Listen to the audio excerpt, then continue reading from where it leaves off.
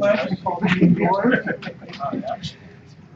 I pledge Allegiance to the flag of the United States of America and to the republic for which it stands, one nation, under God, indivisible, with liberty and justice for all. Thank you.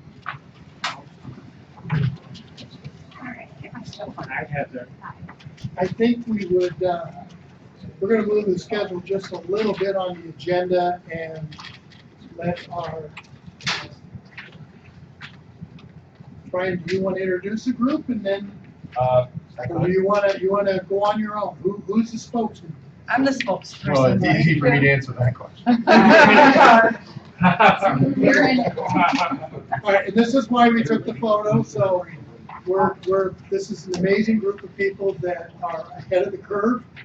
Yeah. I think so too. Cool, So, thank you. I think it's important that we hear about what's going on in our county. This is one of the great programs that we're ahead of a lot of people. Okay, so I'm going to pass a little card around for you. I'm here representing a group that was originally formed, well, just formed over the summer, towards the end of the summer, or midsummer, and it's called T1D Oswego County, and it stands for Type 1 Diabetes. Oh. And originally, I was contacted by Leanna Cleveland, who's the coordinator for community health for Oswego County Opportunities. And she was reaching out to myself and my family because we have 2 children who have type 1 diabetes, and she was really kind of looking to find out what Oswego County could do to support or fill in maybe a possible need. And I was really excited to have that phone call because we as a family have talked about it for years about how we were always that family and driving to Syracuse and outside the county to find support, to find other families who can help us get through difficult times, resources by way of information. So there really was never anything in Oswego County for families like ours with kids who are growing up with diabetes to tap into. So of that phone call came a group of people, which is also legislative thoracic and professionals, healthcare professionals, parents, and young adults, young children with type 1 diabetes all came together at a table. We discussed kind of what we could do and what would be a great grassroots movement for us to start to reach out to the 68 children, and that's only kids in the 9 school districts in Oswego County. There's 68 kids in our districts that we were able to account for who have type 1 diabetes. That's not accounting for all the young adults who are maybe in their early 20s, even 30s, whether they've been living with type 1 diabetes for some time or recently diagnosed. I know that my daughter graduated in 2018, so her and her class are not counted in those numbers, but there were 5 students just in her class alone who had type 1 diabetes. So this group's getting together. What we're doing in that postcard that you have around the table really is the beginning of what we are looking at, kind of a series of events called Community Connections. And this could be for families, it could be for the kids themselves, it could be for nurses, coaches, educators, physicians. It can be for anyone, friends who are supporting someone or care for someone or are someone with type 1 diabetes. So this first event is just that. It's going to be a panel discussion, a forum layout. There's going to be 2 panels. One panel is going to be ages 6 years old to 19. So there'll be a variety of people on that panel, some kids with type 1 diabetes, some friends of children with diabetes. And you might really kind of overlook the importance of that. But sometimes as a parent with a child with type 1 diabetes, you rely on their friends to take care of them. You rely on their friends' parents to take care of them. It really does take a village. Not to, overuse that, but it really does. So the panel will be ages 6 to 19, one panel, and then the other panel will be ages 20 and over. There'll be some young adults with diabetes who've been living with it for their whole life since childhood. There will be some parents who have children with type 1 diabetes, which I will be on that panel. There will be a school nurse. Happens to be a nurse who I know has been working with kids with diabetes for about 15 years in the schools. So there'll be a great diverse group of people on these panels. So people can ask questions, pose challenges that they're facing. And I always have said that we could not function, our kids would not be alive without our medical professionals that help us day in and day out. However, it's the other families who actually have experienced waking up with their child or trying to wake their child up in the middle of the night to make sure that they're alive and their blood sugar hasn't dropped such where they won't wake up again. So until you've actually been in that position, you don't know how to really wrap your head around it. And that's something I feel that a group like this and having these connections can do for families, for children, and for anyone who's helping these kids with type 1 diabetes. So that's really what we're about. So I'll open up to any questions, certainly. Well, would you explain the difference between type 1 and type 2, because Yes. some people may not understand. Yeah, I will. In type 1, a lot of people do have this kind of misconception. What you're familiar with is type 2 diabetes, and usually is formed later in life, although there's some higher rates in youth today with diet and lack of exercise, but it's usually developed later in life due to those contributing factors. And usually when someone is diagnosed with type 2, they can change their lifestyle and manage it. Sometimes they're often given an oral medication to kind of hold off the insulin dependency, and that sometimes will work for many adults. For type 1 diabetes, those individuals do not have that option. Their pancreas is not working. They are not creating any of the cells needed to use insulin in their body. So basically, they traditionally cannot change it. They usually will go directly to insulin. Unless it's something that's caught very, very early on. I have 4 children. My other 2 children are tested every year to test for the antibodies. And if they have the antibodies, they think that they can give them an oral medication temporarily to hold off having the insulin dependency. But ultimately, they're insulin dependent. They cannot go off the insulin. The insulin is what keeps them alive. And I'm here to tell you, I believe that insulin is probably the one drug for the one disease that will actually sustain a life as long as it's used properly. So these kids can't live without them. So for those kids, and really and truly, they have to have their insulin. It's a little bit of a shift. So, I'll tell you, like right now, if you saw, one of my kids or some child, any child, and you might see them eat a donut, and you're automatically going to be like, I cannot believe they're eating that donut. Except in today, well, the donut might not be the best choice, or a piece of birthday cake is even a better example because everybody has a birthday party and everyone has a birthday cake at their birthday. My kids always had birthday cake. That's how they kind of approach type 1 diabetes because they're not going to change the habit. They cannot hold off the insulin dependency. But they do raise these kids to have a normal life and be able to have birthday cake on a birthday. They just have to have insulin so that it sustains them and so it doesn't cause major complications. So in our house, truthfully, we raise our kids, they can eat what they want.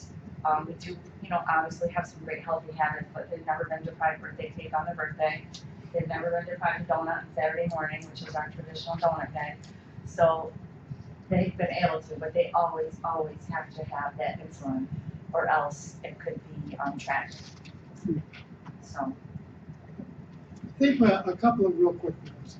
I just spent a few weeks ago, I'm not going to identify the school district, and I spent 3 hours in a meeting with the parents of a child with type 1, and the school was not complying with what needed to be done. And they're headed for serious trouble. The big thing is, it's a constant case of monitoring these children. And when you think of it, 68 is not a huge number, but in our county, in our school districts, that's 68 children that we want them to have a normal life. And they require that kind of supervision, monitoring, and crisis intervention when needed. So I think that this group has, how many followers you got now on Facebook? Gosh, we have a couple hundred now, which is great. Already. Yeah. I mean, I think what you're saying is a valid point, and I don't think it's, I don't want to say it's common, but it has happened, and it does still happen for a lot of kids. But a lot of times I think it's because people just aren't educated and understand. My kids coming in Oswego School District, there's been times where, I'll give you an example, my son fell asleep on the bus in 7th grade on a basketball trip home. The coach thought he was sleeping. his sugar was 40. So since then, people like myself have reached out to the districts. The districts are now training coaches, and it's not just diabetes, it could be anything. It could be someone who has an EpiPen, any medical condition, that these coaches who are responsible for our kids, not just the nurses and the teachers, but these coaches who have them later on, they need to be educated too. So it wasn't at the fault of anyone, it's just lack of education. Any questions, comments? So is 68 like an extraordinary amount, or is relative to other counties? So that's a good question. In our county, when I looked at the number of the attendance in the schools themselves, it was reflective of the population of the school. We haven't looked at Onondaga County, but we are working on that right now, extracting some of the numbers from Onondaga County and from Pima County. But for our county, as you would expect, with most students, there's 17 kids in Oswego City School District. In Mexico, I believe it was 15. So they were larger, but they're larger districts. Central Square had about 12, so they're a larger district also. So it really, as far as the numbers in each school, it kind of matched the population. But I will get back to you on some of those numbers just to get them up. And have you come farther in knowing what would be like the cause or some kind of? No, you know what, they really haven't. I know that you could talk to a half a dozen people that could give you some research and kind of why kids are. But a lot of it is, a lot of people will talk to you about environmental factors and having the rise in type 1 diabetes be such that it is over the past few years. When my son who's 17 now, was only 1, and we were the only child in the entire district, the only one. And so now to know that number, it's really striking. So it's interesting, and our family's involved with the Juvenile Diabetes Research Foundation, and they continue to obviously look for cures. But I don't know of a group at this moment that's directly purposed is to look at causes. So on the back of your card, they got a Facebook. It's worth a visit. Thank you, Jim. My nephew but he's like 20, I think. And he's off to college, but now they have him on a pump. Yep. So he doesn't have to do all the rigmarole before. Yeah. Now, wouldn't that be a better way to have some of these children on a pump all the time so they continually get what they have? Yes. Rather than constantly testing themselves and then maybe passing out. Yes. I know it must be a lot more expensive, but it's a lot safer for their life, as I can figure out, because now that he's in college, mama's not there to give him a shot, or he used to give himself his own shot. Is that something that should be looked into? More kids, people get onto these pumps? Yes, and it is. I think probably a majority of kids, once they are established, a lot of times when someone's first diagnosed, the physicians, even the Joslin Center, which is generally where juvenile diabetics go if you're under 18, they really encourage kids, and they send them with the needles and the pens first, so they can learn actually how to manage and count carbohydrates, which is what they do, and then they transition typically within a year to some of the great technology. The insulin pumps one, the continuous glucose monitor, I feel is probably the greatest invention ever. So it does. So it has come a long way. You don't see kids a lot. My kids don't prick their fingers anymore. Thankfully, they don't. They have an apparatus attached to them that checks their sugar all the time. I can pull my phone out right now and tell you what both of their sugars are. But so that has come a long way. Yeah, because he's got something on his arm, he just puts Yes, something yep. over there. Yep, and that's giving him insulin all day long, Yeah. which is really wonderful. The only thing with that is, again, it comes back to education. It's kind of like a computer. You have to kind of put the information in. So he'll have to look at the device that it's remoted to and type in how many carbs he's having, and then that figures out how much insulin to deliver. Yeah, it's pretty amazing. It's pretty Good amazing. work on their side. Yes, but it is helping kids manage, and it is helping kids be able to, go to the birthday party and have the cake. Play sports. Yes, that too, that too. Anyone else? Well, thank you for coming and Yeah, thank presenting. you for and having sharing. me, thank you so much, and follow us on Facebook and see what we're doing. I'll get back to you when I hear some of those numbers. Okay. Thank you. Thank you. Okay, so we did the pledge. I need a motion for the approval of minutes, if you've had a chance to review them. I'll make that motion. Second? Second. All in favor, aye? Aye. Opposed? Carries. We have three resolutions. The first one is awarding professional services contract for Healthy Families, Oswego County Program, Ching Chang.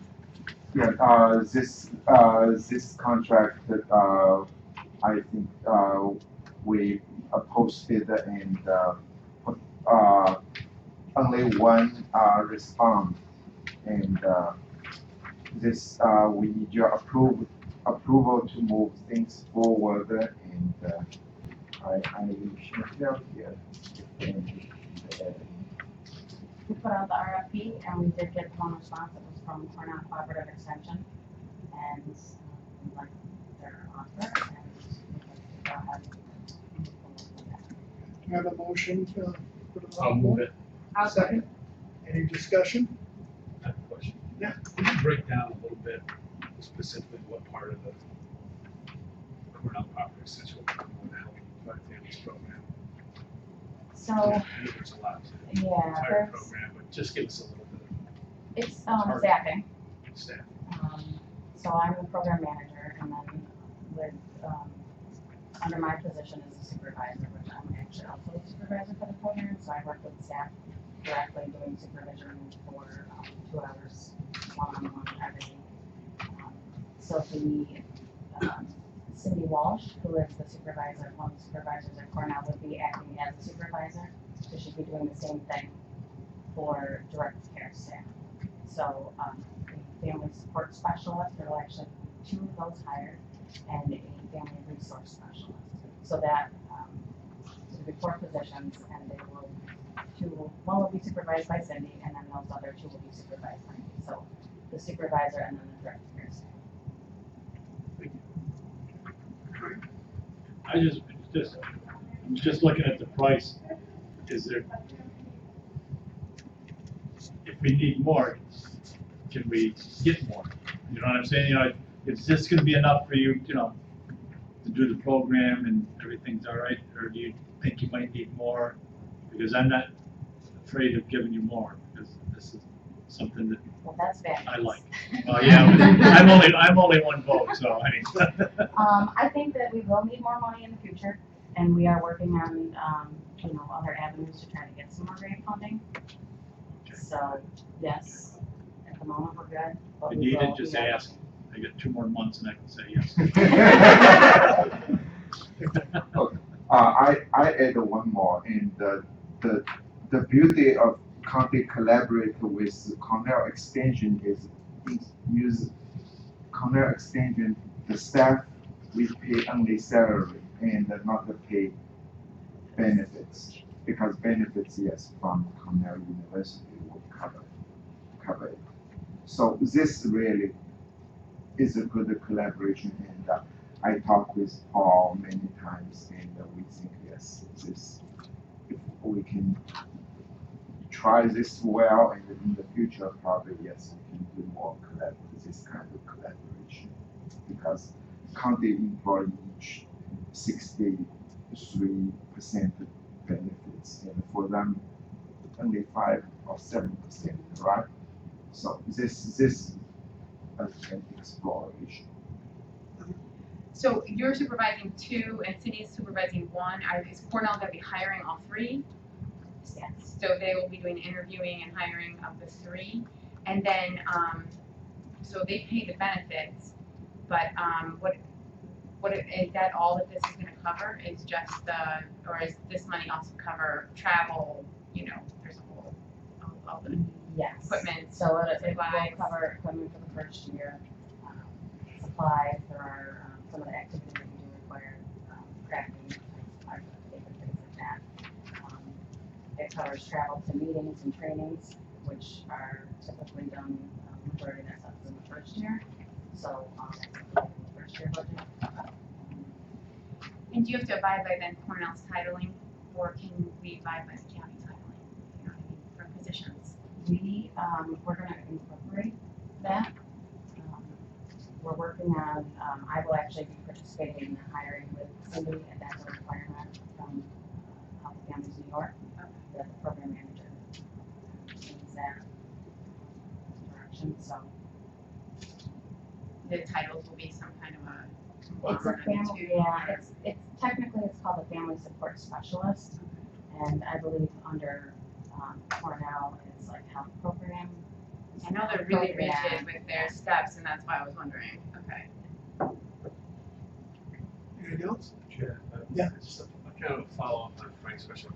Do you see, because this seems to cover 3 years of everything we're talking about, of a 5-year program, is that where you say we need funds in the future? Yes. When this time's out, in 3 years? Yes, and we're a small portion that we are looking to get in the near future, like within the next year. So we are I'm working on trying to get a grant going with the Health Foundation. Something again along the lines of the trauma-informed care that we did before. So that could be up to 10,000. And then going forward, the way that the grant works, it's a spend down, and if you perform well, you spend the money, and you perform well, you get the full amount. So the first 2 years is 150,000 each, and then the next year is 112,500, and then the last 2 years is 75 for each year. So as the years go on, the money decreases and so your expenses will increase. And so that's when I think we would be either going forward to look for local grant funding or working with the state, because it will now be an official program that we could get more money from them. I just want to fold in that, the Shinneman Foundation has been very successful in helping with the program. We created the 3-year program to go into schools for the program. They're not involved now? No, I touched this with them, and Healthy this, Families? yeah. Yeah. They are willing to, because when we start this program, they give us money to initiate the program. That's right, that's right. After that, usually they not support the ongoing needs.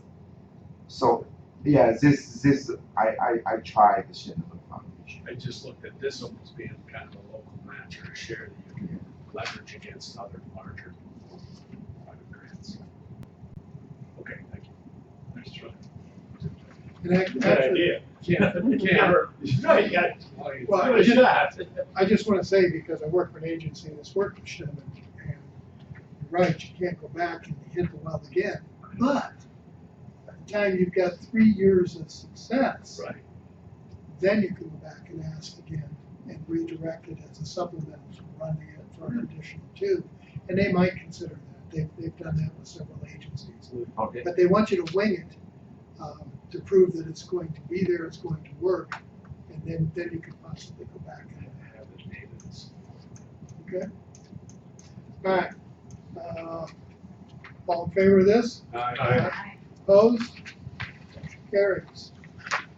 Number 2. Resolution to accept grant funds from the Office of Children and Family Services to the Healthy Families Oswego County Program. I think it's kind of self-explanatory. Kind of beside each other. Well, it relates. Need a motion? I'll Frank? Margaret, second? Any questions? All in favor, please say aye. Aye. Opposed? Motion carries.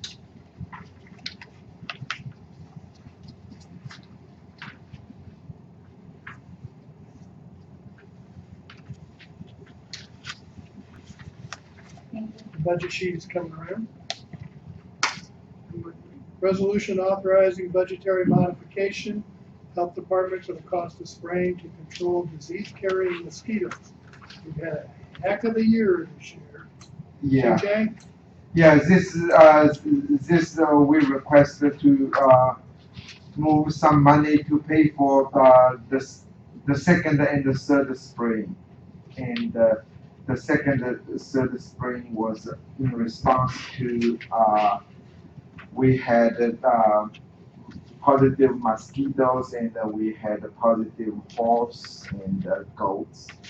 And so we sprayed once, I remember was before September 15th, and the other is after September 15th.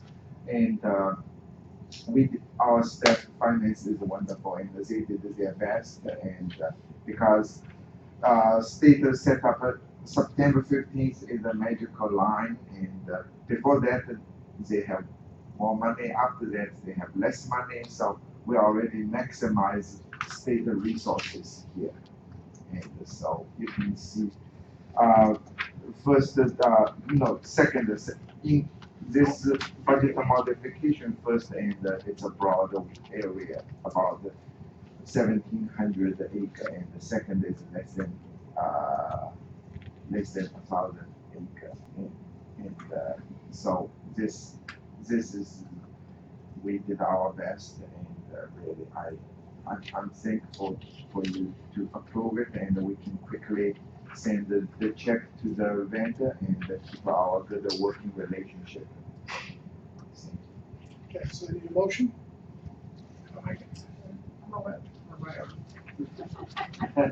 Any discussion?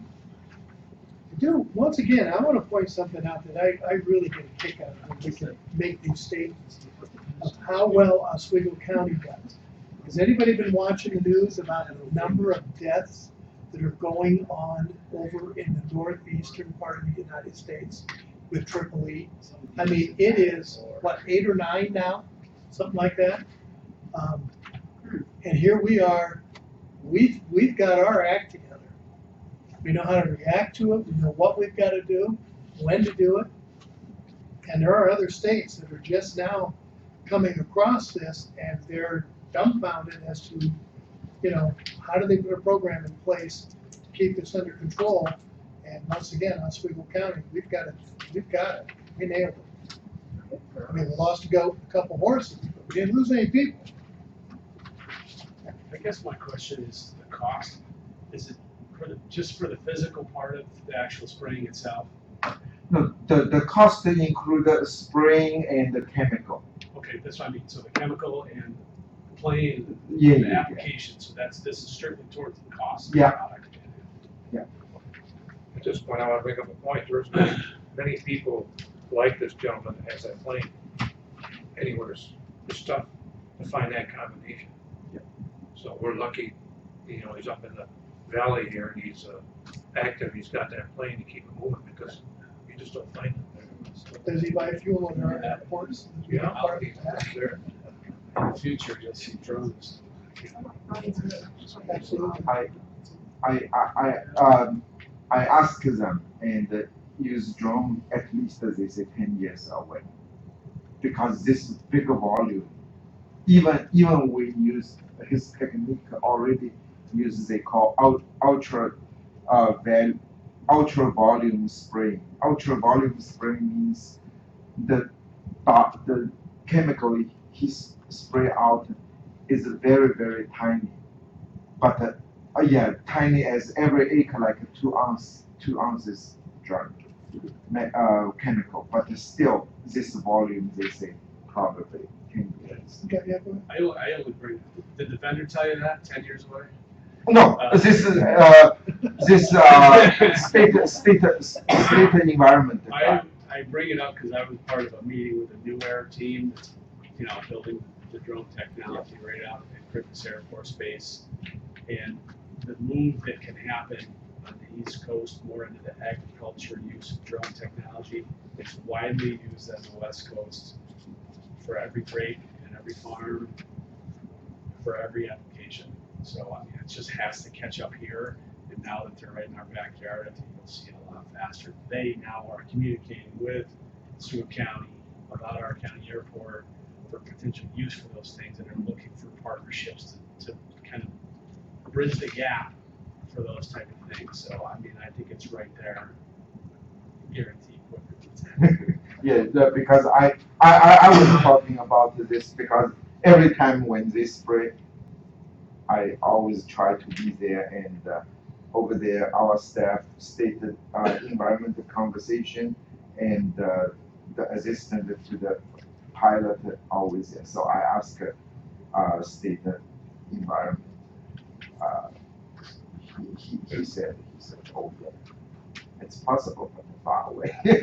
Thank you. Any other comments? All in favor? Aye. Opposed? Okay, we are up to your report. Okay. Yes, let's stick with mosquito and first let me follow this agenda and the disease report and then program report. And the mosquito, yeah, I hope this is the end of the season and so far the whole state this summer 4 county had mosquito and the total number is 58 mosquito pools positive. In our county, we have 40, and 5 horse died in the state and 4 in our county. Only 1 goat died in our county, and this is the first one in the state history. Our environmental health department are really very busy, and they have done a good job monitoring mosquito. And usually our program, mosquito surveillance program, and early September, and this year the situation temperature high lasts long, and so our program lasts long too. So this is very helpful. And still, oh, if you have a question, just interrupt me. Yeah. I think I ask this question every year, for years. What's the next? I mean, just because I know the aerial spraying only, is gonna take care of the mosquito that's airborne at the time. If we know it's Toad Harbor, right? How are we not able to, is this private property, can we access the pools to treat the pools so that they don't breed and fly out of the pond? For instance, is there some other technology out there that we're not doing that we could be doing in the future to prevent them from even getting out of the pool? As a technology, I read from magazines and some they develop technique is because mosquito only met once in their life once, so they develop some male mosquito and sterilize the male mosquito to mate female. So this way reduce mosquito population. It's possible, but it's in the future. It's gonna be 10 years. voluntary. 10 It's gonna be voluntary. The other part of it is, I think there's restrictions on us going in and spraying on state property, that, I don't think we can do that without their permission doing that. So any preventative spraying in Wood Harbor that's state land, that is something we can't do. And there's also the breeding, the way those particular, if I remember right, the way those particular mosquitoes breed is near the bowl of a tree root. So you gotta get up underneath the tree root where they breed, and getting an application in there is difficult. But you see them sell the donuts for your old ponds and things that you can throw in. They say it's not even harmful to the other animals. I question that, but I mean, if you can treat the pond itself, why are we working with the state to treat this massive pond that's creating the thing? It's that one area. Rather than wait until they're flying out of it, I just don't know why we can't get to that point. Sorry, I've said this every year. Phil is right, and the specific mosquito we focus on is only grew up underneath tree roots, and it's dark, wet, and that's why we collect the mosquito sample different from other countries. They use standard CDC light trap, and we use black box, and the building in the ground every year help us to refurbish these boxes, and these boxes mimic their life situation, and we can get the specific mosquito we want. The other is really this they call tank and cannot use for bigger size living water body, running water, and can only use like a small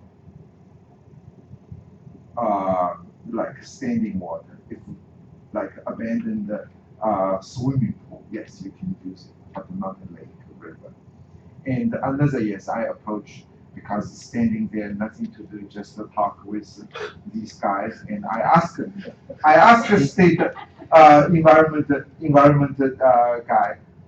I said, we wanted to spray before we find the positive mosquito.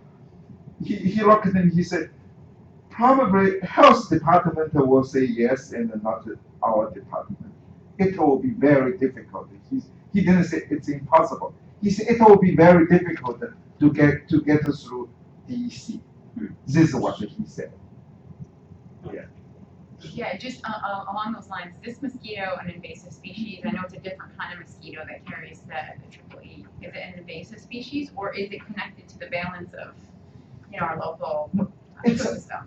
Yeah, it's related to local ecosystem. Okay. It's not invasive. Okay. It's not So invasive. we have to be really careful Yeah. about upsetting balance. Yeah. It's local ecosystem. They're good for something. Yeah. That's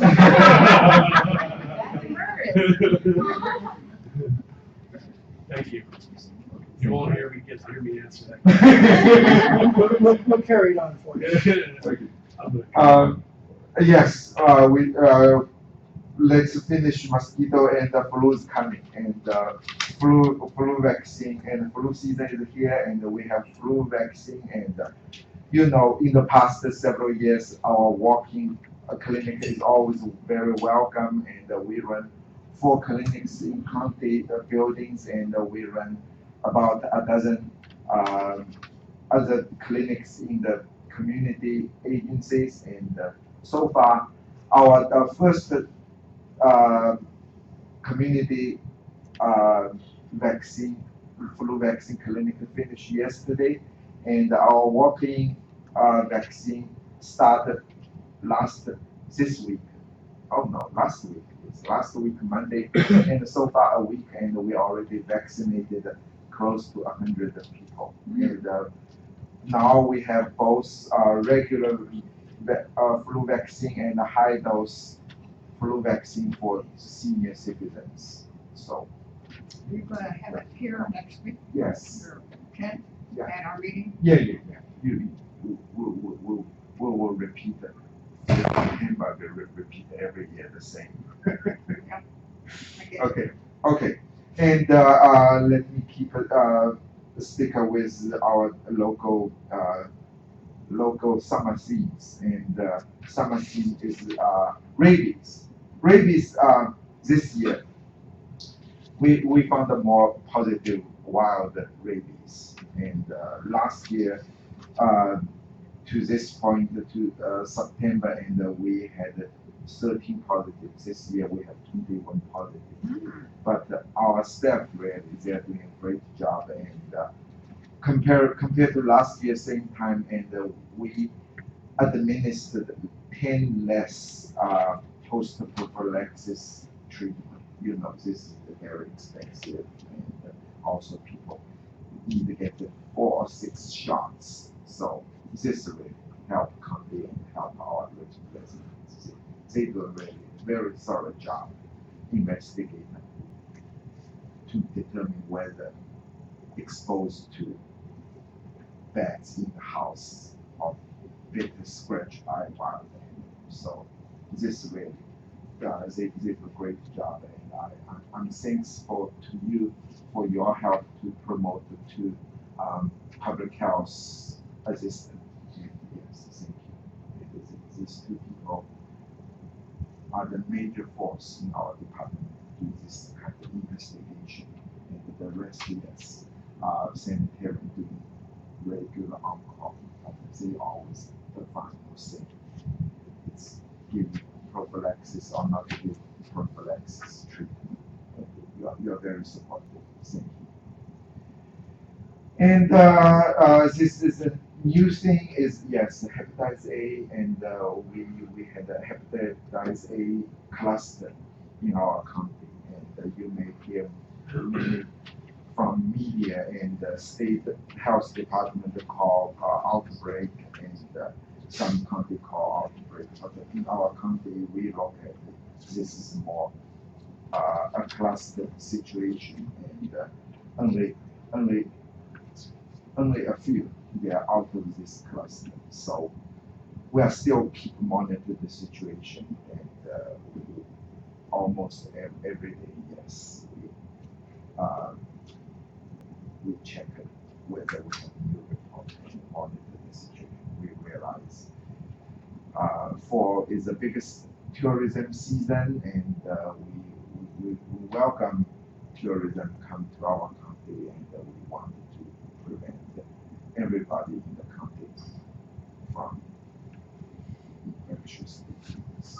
So this is, and another thing also related to infectious diseases. School, school state health department enhance the school entrance requirement, and every kids need to get the vaccination before they can get into school. And the state said that the last day is September 17th, and require students, everybody get the required vaccine unless it's medically exempt from vaccine. So started July till September 17th, and our department, yes, really preventive nurse did a great job, and that delivered or administered 326 shots. And one, we usually Tuesday afternoon is our regular clinic, and usually people coming out very smooth, and but started late July, and we on purposely put the 2 rows of chair in the hallway for them waiting, and then in August we put the 3 rows of chairs there, and still not enough. And the last day, September 17th, our staff extended the clinic and worked till after 4:30, and get everybody walking, get shots, and happy they left. And that afternoon, yes, they say it never happened. I think yes, probably 40, 50 years ago, it happened, and the students lift their leaves and get it online, get the shots. But at least this generation, the first time, and one afternoon we give 58 kids shots. So this is not the end of the story. And after September 17th, our nursing preventive division opened walk-in clinic. Any kids, if their school find the kids need the vaccine, parents make a phone call. Our answer is always yes. Coming immediately, we give you shots, and you can send your kids back to school immediately. So this is really a big toll for our staff, right? We run at very low staff, and it's really, but we make sure at least one nurse there give shots. I just want to tell you, my wife and I have come a number of years to your place. Excellent. Wonderful. So, Frank. Yeah. He's only got a couple more months. That's this 5 of us going to be gone here. What would it take to have the clinic open, let's say in August, 3 days a week, ramping up to starting school? What would your requirements be to do that instead of just the 1 day, we we, at this point, we didn't see 3 days schedule will work.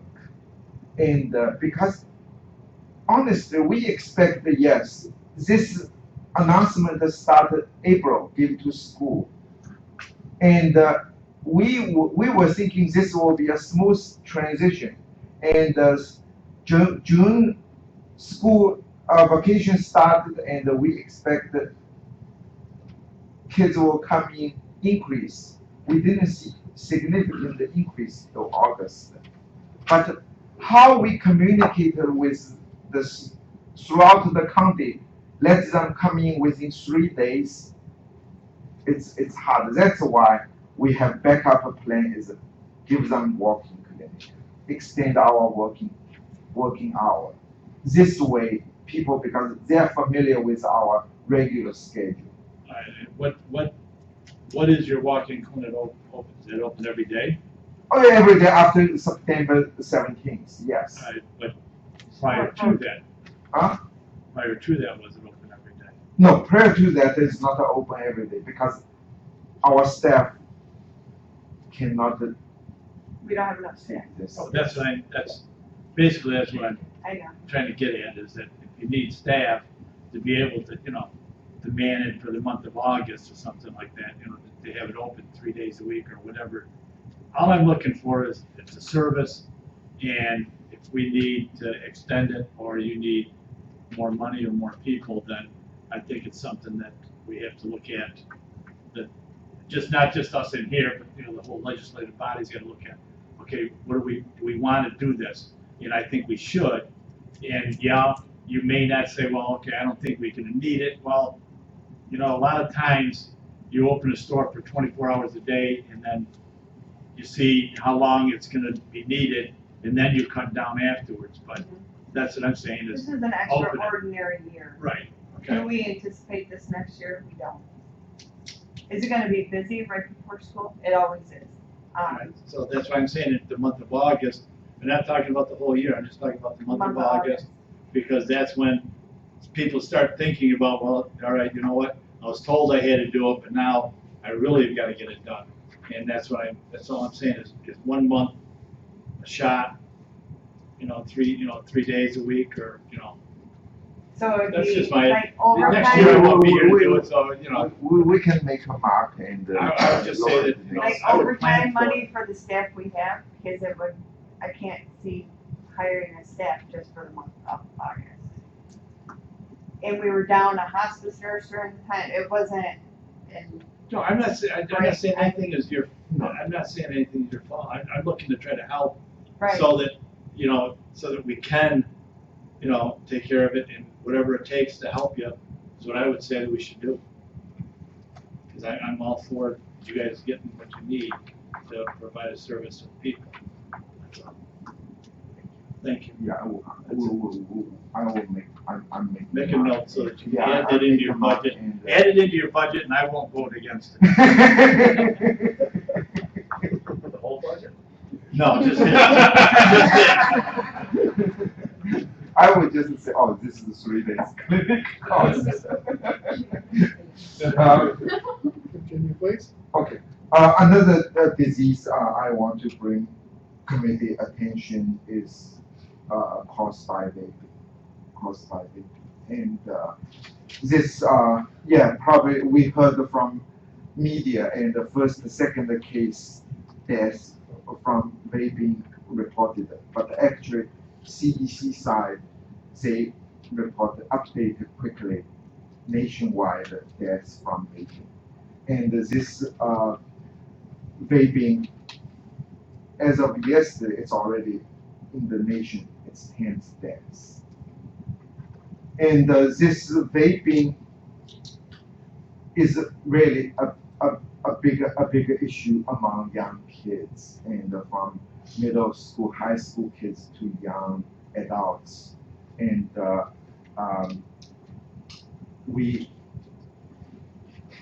Diane left, and Diane and her education team developed a set of education presentation aiming at teachers and parents. And we send a memo to the school, BOCES superintendent, Mr. Todd, and ask him to distribute it to the all school districts, and we have resources available, and we need the educators and the parents, because nationwide study show more than a third of parents cannot differentiate their son, their daughter hold the vaping device is real thumb driver or it's a vaping device. And 1 in 9 teachers and school administrators don't know what the student is doing. So this, yes, we're working on it, and we will keep working on it. This vaping is a big issue. Along the lines of vaping, so I think was it yesterday where they took flavors as far as the state said no flavors. But I just, listening to the news, who will do who will go to the stores to check to see if they're not selling them? Is that on Oswego County or is that on the state? There's vaping stores everywhere. So who is it on Oswego County, within Oswego County, to check those stores to make sure that they pull those flavored, I guess I'd call them, off the shelf? We have not get the guidance yet. And usually like if state law, this I can relate it to our what do they call ATUPA, this program, and this program monitor tobacco retailer, and because state raised tobacco purchase age from 18 to 21, so they give us guideline and allow us use kids younger than 21 years old to test these signs. In the meantime, our staff can go there, look at their display, and some should not be very explicit and attracted to young kids, their attention for tobacco products. So we follow state guideline. We haven't seen the guideline come to us yet. If the guideline come and we need to do, yes, we will. It's our environment health. The beginning of it may be simply driven by consumer complaints, people calling it in to that department. If you're gonna, I think it was make a net effect. Yeah. Well, if you're gonna make a net effect and not send people out to check all these stores that are all over the place, and no one's, and they know that, which we shouldn't report that. No one's out inspecting necessarily these stores to make sure the flavors are on the shelf. I asked my son about it. He's at school, it's everywhere, but the flavors are what it's all about. So if you do eliminate the flavors, who's going to hold the stores accountable, I guess is my point. Thank you. Yes, this is a good connection, and this is a good connection, and tobacco. And I want to say thanks to Legislator Broadwell and bring me to the tobacco settlement committee, and the settlement committee gave our program $18,000, and the door's still open. Say next year their meeting, they will invite me, and I will go there and make more money. Thank you. Just as a follow-up, within the Tobacco Bond Council, the council meets, as chairman, I have to go to the meetings. There's a big, very complicated, a lot of lawyers involved, a lot of different people. Phil can explain more. Within there are monies towards education, and that's where that came from. I asked to pull some money out of there, finally give it to the guy in the team who can do education.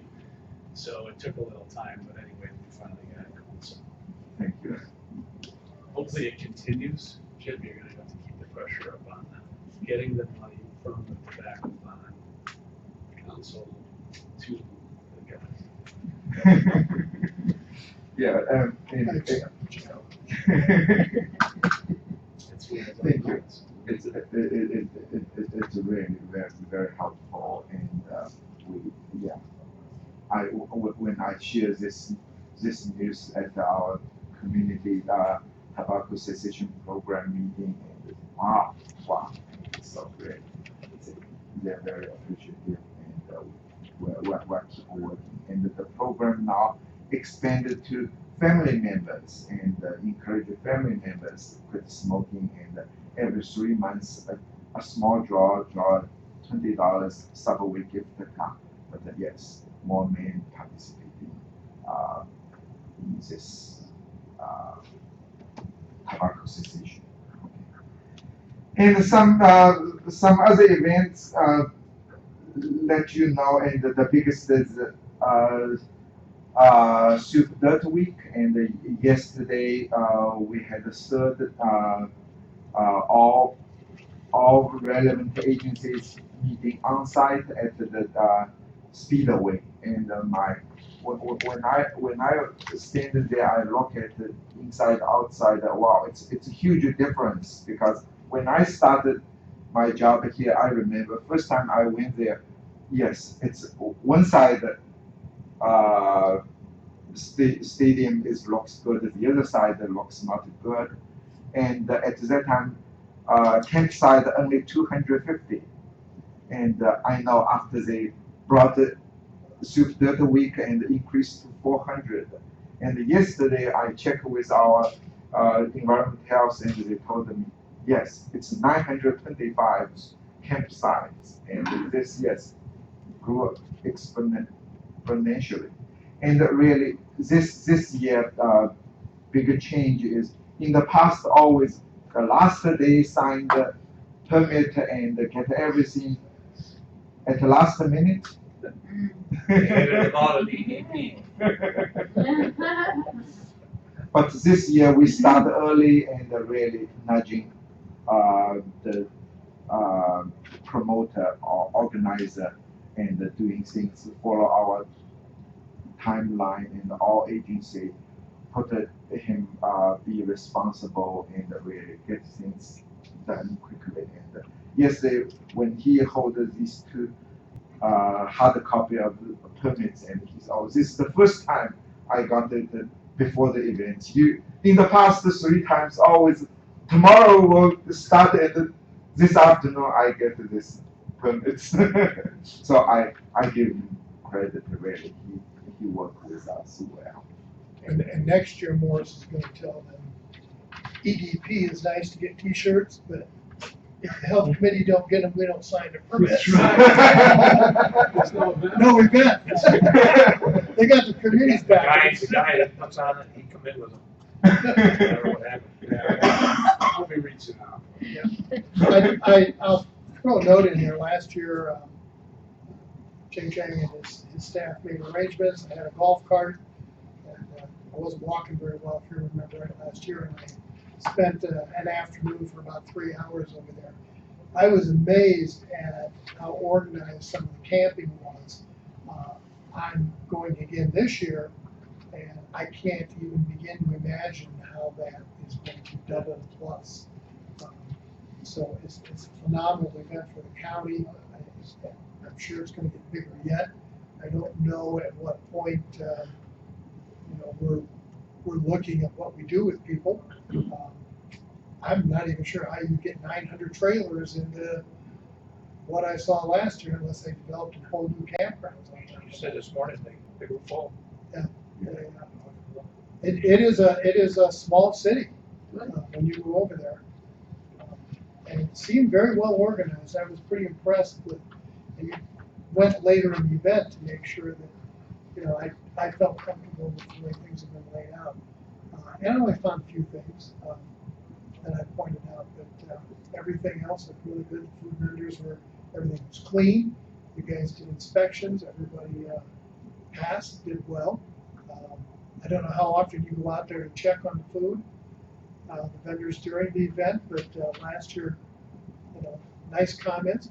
Great the license plates amaze me how far people come for this. That was probably the one piece that caught my attention was, as you're going through this, yeah, you see a lot in New York, but I've seen a lot of plates come as far away as from Nebraska. We saw some there, we saw some Kansas, we saw a couple Colorado. You know, so that's amazing for pulling people in that far. So, good job.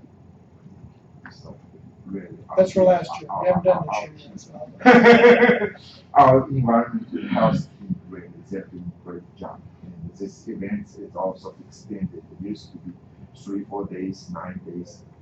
This year started 9 days, the whole rolling block. So this is very good. And our community healthy miles, Oswego County Healthy Miles program, and keep it working. And June 1st, we had the first National Trails Day. And so we are planning the second events. The second event is not a 1 day, but follow National Take a Hike Day. National Take a Hike Day set at November 17th. So our group discussed, no, we cannot put this day because who knows, probably snowing.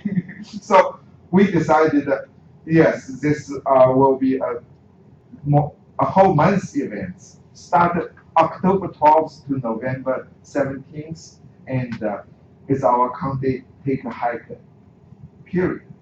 And the good thing OCO did is, yes, they encourage people go through all county trails and use county natural resources and take selfie pictures and submit it to OCO, and they will draw gifts to the participants. So this really very good to promote our county natural resources and promote healthy living. And how are they advertising that? Because I haven't seen anything about it. Oh, I think it's really a neat idea. yeah, and I think they're still drafting. We work together drafting the announcement. Because it would be great if you could kind of somehow get that into the school districts, you know, and promote for the kids. Yeah. That'd be fantastic. Yeah, and I think yes, we will see the announcement come out. I will share with this group when I see it, and I'm going to work with tourism, and yes, we have this county trails map and promote this map, and this will be great for the county, in the county residents and outside, because some picture, yes, we can see so beautiful, especially these changes. So, okay. And our department also, yes, every 5-year, 4-year, and the state require us to do community health improvement plan and community health assessment, and we are working on it. And the dialect, and she's leading this efforts. And our program also, this give credit to our preventive and vaccines, because we receive and store, deliver a lot of state-funded public vaccine called Child Vaccine for Children, VFC, and state announced inspect our vaccine storage, and no, not any errors they found. It's really a big achievement. I came from Maine. I work at the state immunization program. I know it's so hard to meet all their requirements. Our team is really wonderful. That's all. Okay. Any questions? Okay. All right. You, professional. Advisory committee. This is one of those things, again, we do what, 4 times a year? 3 times? It is 4 times. for our professional advisory committee. This was our June meeting. I know last month we just did our December meeting, but It's nice to catch up. our March meeting, yes, yes. So this is our June meeting. Everybody received a copy of the minutes.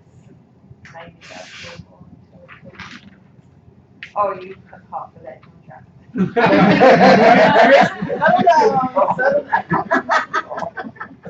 Would you like to, you can go sit there if you're comfortable. I think Frank already made the motion.